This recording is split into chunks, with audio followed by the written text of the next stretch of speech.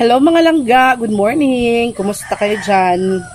So kami dito sa bukid mga kalangga ay okay lang naman po kami. Kaso lang po talagang maulan.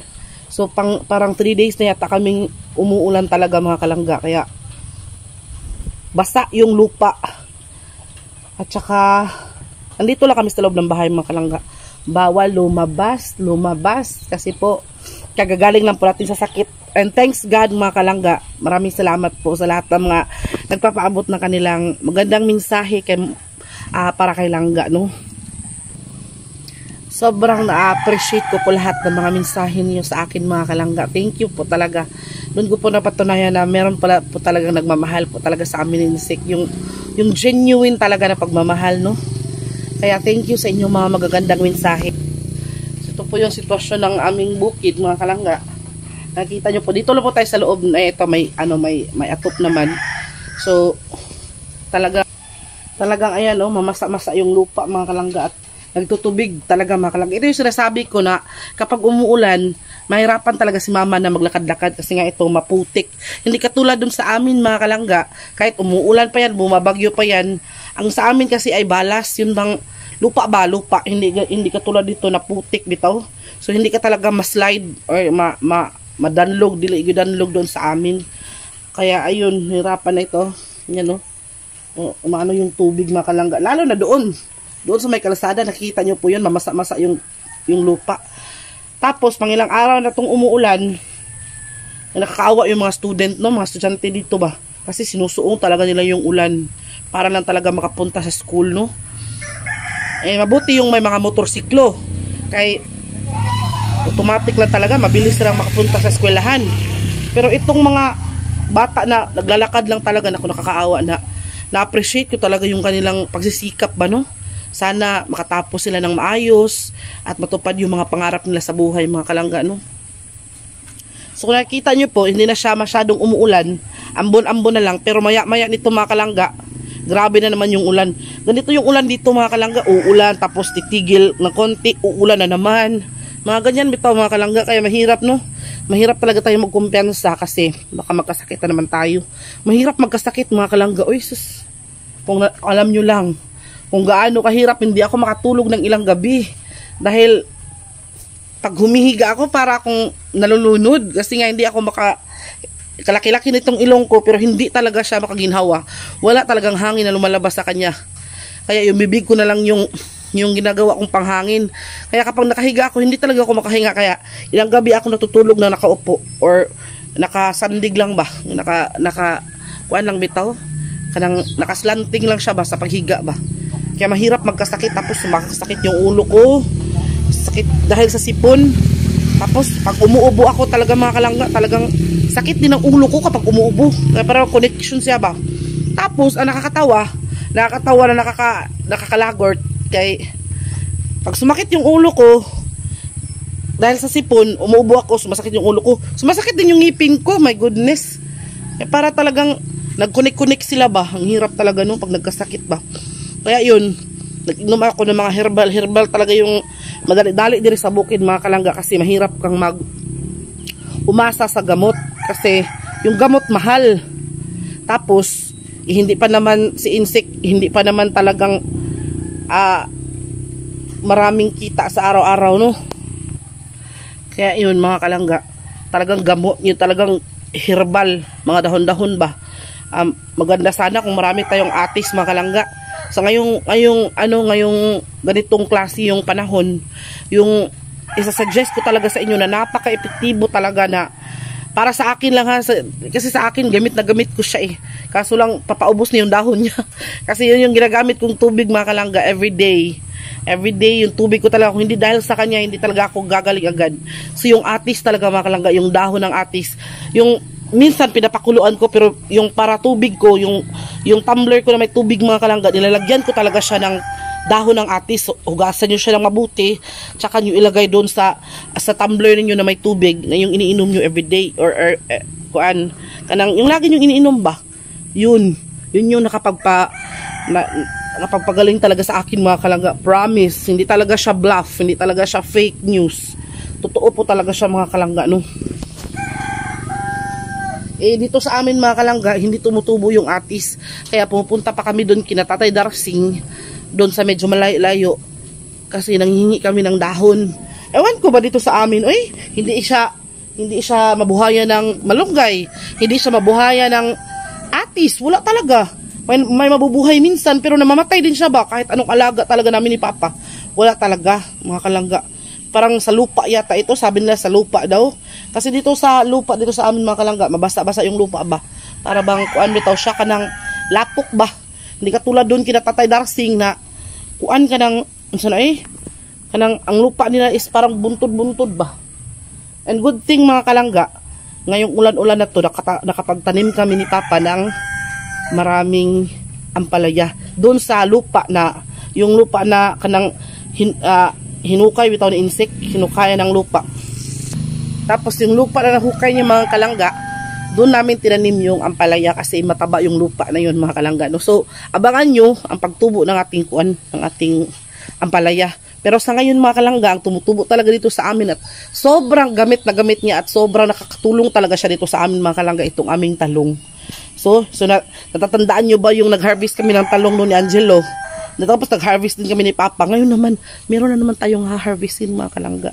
And good thing, wala tayong ulam mamayang tanghali. So siguro, itotorta ko siya or siguro igigisa ko siya or ano ba. Kasi nung nakaraan, nagsalad kami, nag-insaladang talong kami. Siguro itotorta ko siya or ipiprito or something kasi may bagoong kami, pwedeng sausaw dun sa bagoong ba. Pakita ko sa inyo ha. Dito lang tayo sa sakop mga kalangga, dito sa Mayero ba. Kaya bawal tayo pumunta dun sa kuan. Kaya umuulan niya. So pakita ko pa rin sa inyo, makikita naman yun mga kalangga. Kaya lang ha. Pakita ko sa inyo ha. Yan, yung sinasabi ko sa inyo mga kalangga. Yan o. O diba? I-harvest na natin yan maya-maya mga kalangga. Pag hindi na siya umuulan, i-harvest na natin yan. So yung ano na yan, yung talong na yan mga kalangga ay kanang talagang tinanim lang ni Papa dyan. Parang hindi talaga siya sure ba na mabubuhay. Kasi nga tinutuka ng manok yung ating mga pananim no, dalawa sila oh. Pero yung isa nakuha ko na yung ano, yung bunga sa nakaraan. Yan. Nakuhanan ko siya mga dalawa sigurong dalawang piraso siguro, dalawang bunga. Pero ngayon tumutubo na naman siya mga kalangga. Zoom ko talaga. Oh, ayan, di ba? Pwede na siya i-harvest. And pwede na siyang gawing tortang talong mga kalangga, di ba? Oh, di ba kagwapa niya no? So ganyan talaga mga kalangga. Pero doon, marami din akong i-harvest doon mga kalangga. So maya lang tayo pupunta doon ha. Kapag hindi na umuulan. Kasi talagang umuulan pa mga kalangga eh. Ang hirap talaga dito sa bukid kapag umuulan mga kalangga. Kasi nga, di ba, sinasabi ko na sa inyo na yan, ang lupa oh, talaga oh, yan. Yan, maputik yan mga kalangga. Delikado yan kapag hindi ka marunong maglakad ng maputik-putik kasi madisgrasya ka talaga, maslide ka talaga. Tapos, mabuti na lang, ang sapa dito sa amin ay hindi talaga tuluyang tumaas, no? Mataas, medyo mataas-taas yung tubig, pero talagang hindi siya, yung, ano ba, mataas talaga, may makakatawid pa rin kahit paano. Pero good thing, no, mga kalangga, no? So, ang sama ng panahon talaga. Yung isang araw pa to, pero yung papaya natin, mga kalangga, hindi talaga siya nagpapapigil, o, diba? Uy, kadaghang bunga. Ayan, di ba mga kalangga? Nandito lang po tayo sa labas, no? Kaya na-board man tayo sa loob ng bahay. So yun nga mga kalangga, i-share ko sa inyo kung ano yung ginagawa ko ngayong tag-ulan. So ayun, nagtanim kami ni Papa nung hindi pa siya umuulan talaga mga kalangga, gaya ng umaga. Yung medyo tumigil siya. Yun, bilis-bilis kami nagtanim ng mga buto ng kuano, ng ampalaya, hindi ko nga na-videohan. Kasi nga, minamadali na namin ni Papa na makapagpunlak agad kasi para may mahihintay tayo ba. So ayun na. Tapos since hindi tayo makalabas no kasi nga takot tayo sa kuwan sa walang tigil na ulan. So dito sa bahay mga kalangga, ang kaproblema ay wala tayong ilaw kasi nga brown out dahil sa ulan. Tapos wala din tayong internet no. Mga ilang araw na tong yung internet, papatay-patay, tapos bumalik na naman, patay na naman. So, yung ginagawa ko mga kalangga, pampalipas oras talaga, ay, nagtahi ako ng mga gisi na short insects. Kasi ganyan talaga yung ano no, yung papel ng may bahay, char. Papel ng kuan ba, babae. Habang nasa trabaho ang asawa mo, o habang nasa trabaho ang partner mo, ayun, kailangan mong ano talaga kasi wala na akong magawa sa bahay man. Yung sinasabi nung nag-comment mga kalaga, nakakatawa nga sabi niya, maglinis ka dyan. Kung bored ka, maglinis ka. Oy, ano pa bang lilinisin no? Hindi ka nga makapag silhig sa labas kasi nga umuulan. Dito sa loob, malinis na naman no. Alam nyo mga kalangga, every morning pagkagising ko, hindi pa ako nagkakaping yan, kahit tanungin mo si Insik, kahit tanungin nyo si Insik, kahit tanungin nyo si Papa, hindi pa ako nagkakaping yan mga kalangga. Yung iniisip ko, yung linisin talaga. Kasi si Spings, pagkagising namin sa umaga, nilalakad namin yan, pinapasyal namin yan. Tapos pagkatapos ipasyal, tinatali namin yan dito sa may lantay ba? Diyan namin yan tinatali sa labas para makapag-relax siya, mga kalangga, bago siya ipasok sa loob, bago siya hugasan. Yun nga, habang si Sphinx nandito sa labas, nagpapahinga siya, hindi pa siya hinugasan mga kalangga. Ako naman, nagmamadali talaga ako maglinis dun sa loob. Linis, magmamap ako, kanang tanggal ng alikabok, lahat ng mga kuan kasi may aso nga tayo mga kalangga. Kaya kailangan talaga nating maglinis talaga ng bahay dahil kung hindi, yung bahay mo mangangamoy patay. 'Di ba? Lalo na kapag hindi namin malabas si Sphinx kasi nga umuulan. So umiihi siya sa loob mga kalangga, pero hindi naman lagi. Paminsan-minsan lang kasi meron talaga siyang pipad or may ihianan talaga siya ba. Pero minsan hindi siya umihi, lalo na kapag maraming aso na nakikita niya mga kalangga, yun, ihi siya ng ihi doon. Para nanguwag bitaw mga kalangga. Kaya yun, every morning balik tayo doon sa umaga, pagagising ko pa lang, pagkatapos namin, or si Insik ba yun, nagpapasyal kay Sphinx ko, wala siyang pasada sa umaga umagang-umaga, sa yung bang, umaga, minsan kasi mga kalangga, may pasahero siya ng umagang-umaga, mga alas 5 pa lang may pasahero na siya. Minsan naman, may magpapakuha ng alas 4 ng umaga doon sa bayan. Kaya pagkagising namin ni Sphinx, dito talaga kami, pasyal kami ni Sphinx. Papasyal ko siya kasi papaihiin, papapupuin. Tapos, yun, pagkatapos ng mga ilang minuto na pagpapasyal, kapag nagsawa na siya mga kalangga, uwi kami dito. Yun, tinatali ko siya. Sa mga nagtatanong naman dyan mga kalangga, kung bakit namin tinatali si Sphinx mga kalangga, ito po yung dahilan. Kasi si Sphinx mga kalangga, hindi siya sanay ng kapag marami kasing aso mga kalangga, hinahabol niya.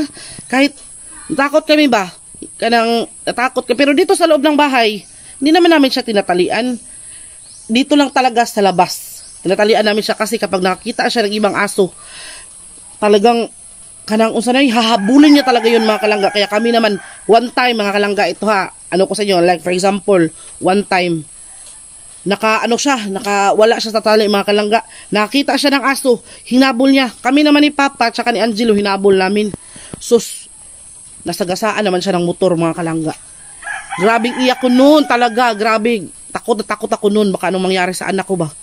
Kaya, ayun, nasagasaan talaga siya ng motor. Mabuti na lang, pagkasagasa ng motor sa kanya, hindi talaga yung malakas ba. Malakas impact, nagpapaminor kasi yung driver. Si Sphinx yung parang bumundol sa kanya ba. Tapos siya, hindi na din niya naiwasan ba. Kaya nagkabundulan sila. Si Sphinx, ang lakas pa naman ng takbo niya kasi nga hinahabol namin siya. Kasi hinahabol niya yung aso, paano? Yung aso ang laki. Paano kapag pinatulan siya ng aso na mabuti lang yung aso tumakbo. Paano kapag pinatulan siya? Ikaliit-lit ni Sphinx, patay. Hindi pa naman tumarunong mamugno. Isog na siya, gusto niya ba? Hinahabol niya yung aso. Hindi isa ka nang makikipag-away. Siya gusto niya na, ayan, umuulan na naman, oh. Yan, malakas na naman yung ulan, mga kalangga. Oh, umaambon na naman ang malakas. Yan, oh. Umuulan na naman siya, mga kalangga. Tapos, hindi naman sa hinahabol niya yung aso, mga kalangga, na makipagpatayan siya. Hinahabol niya yung aso dahil gusto niya makipaglaro. Yung ibang aso, hindi maintindihan yung gusto niya. Kaya gumaganon yung aso ba. Kaya nakatakot no kapag magbugno sila ba. O kapag nagpatayan sila na kawawa naman yung anak ko. Kaya hinabol namin. ayun, nasagasaan talaga siya mga kalangga, no. Mabuti na lang, nakatawa to mga kalangga. Ako, umiiyak ako. Tinatanong ko yung driver, ba't mo sinagasaan ko yan? Ginaganon ko pa yung driver eh. Taga dito pa naman yun. Sabi niya, hindi ko na naiwasan day kasi kuan kanang siya yung sumungga ba sa akin.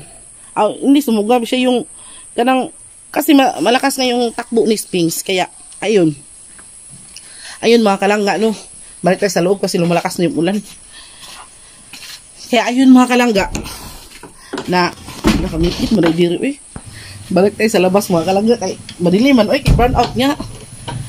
Kaya ayun mga kalangga, mabuti na lang talaga hindi siya napuruhan kasi siya yung bumangga doon sa motor ba, tapos yung motor hindi na talaga napigilan, hindi na nakaiwas. Kaya ayun, nabunggo siya.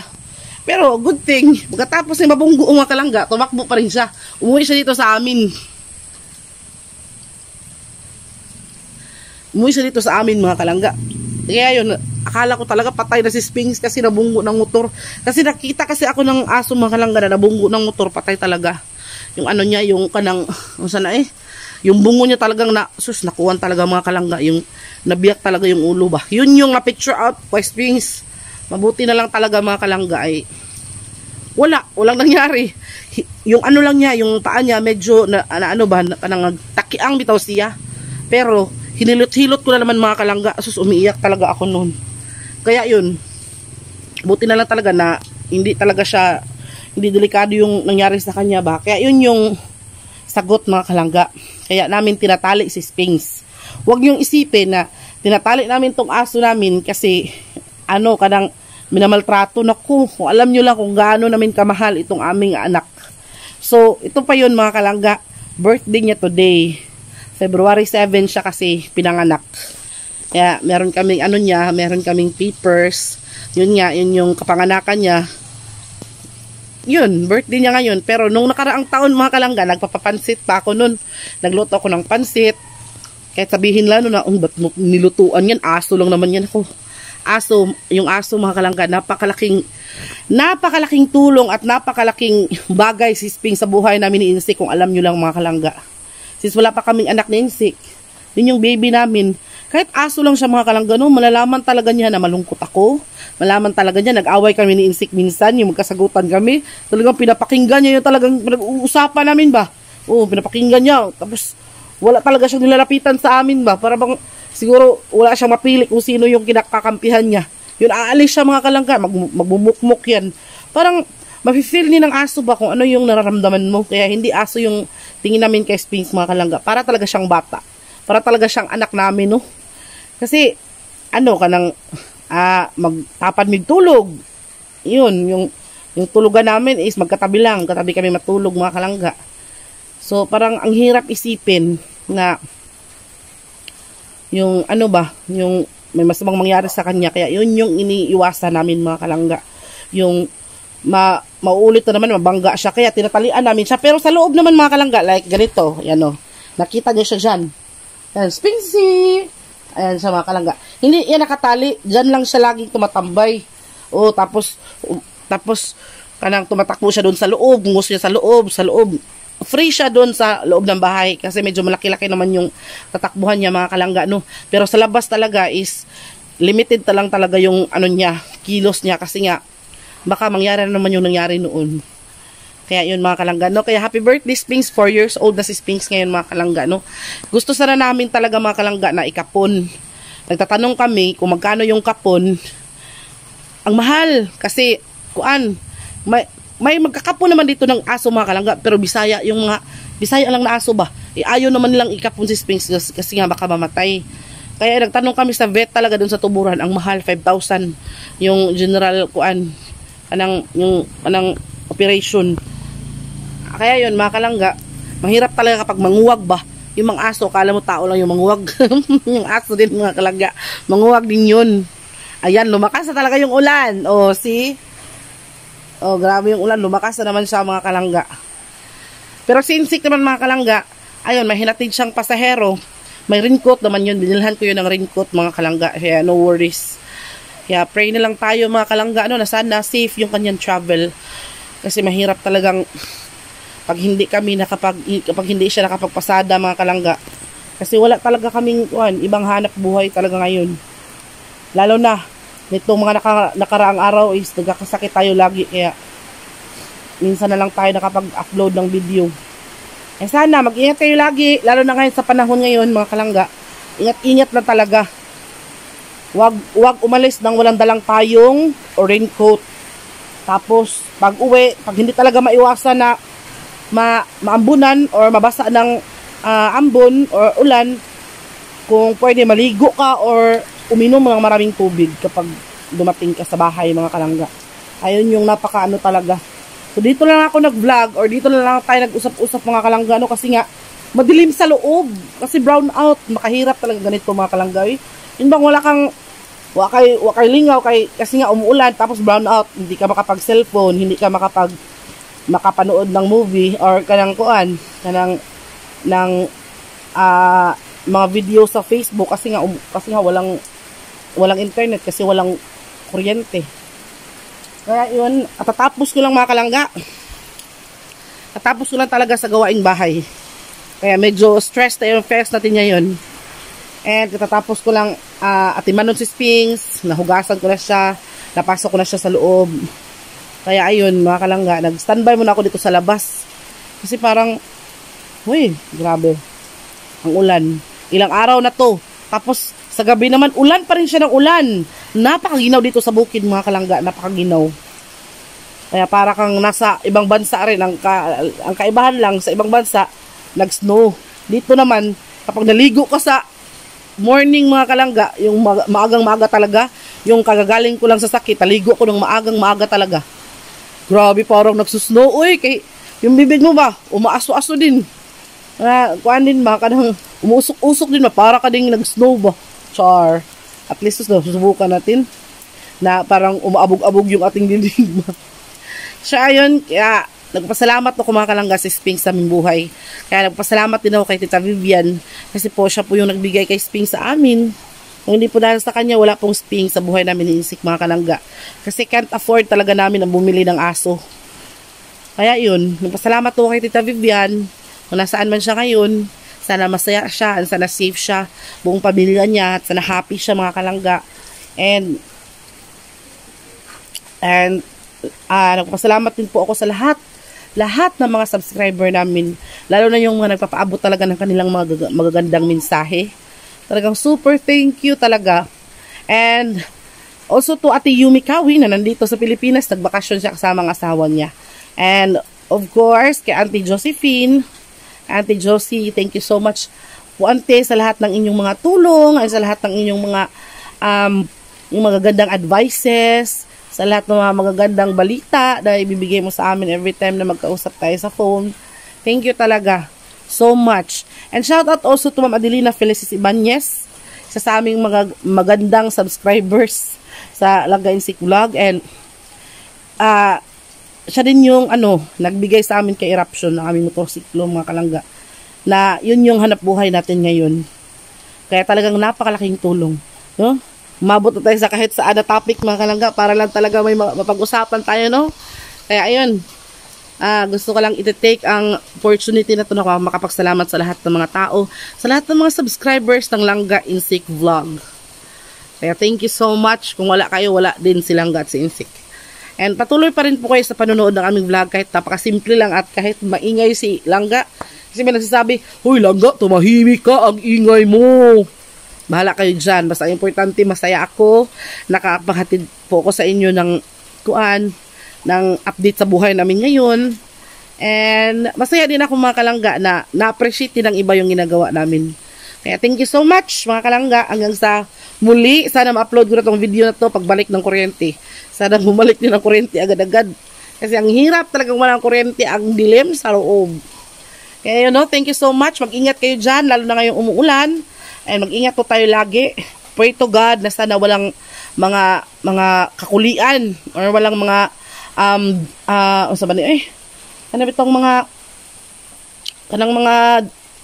siyang tawag, kanang mga landslide or mga baha na dumating, no? Ano ba yun? Kaya mag-ingat tayo lagi, mga kalangga. Maraming salamat and thank you for watching to my simple vlog. Once again, I'm Langka Vlog, Isaac Vlog, and nagpasalamat po ko sa inyong lahat, mga kalangga. Thank you so much for watching. Hanggang sa muli. Bye-bye.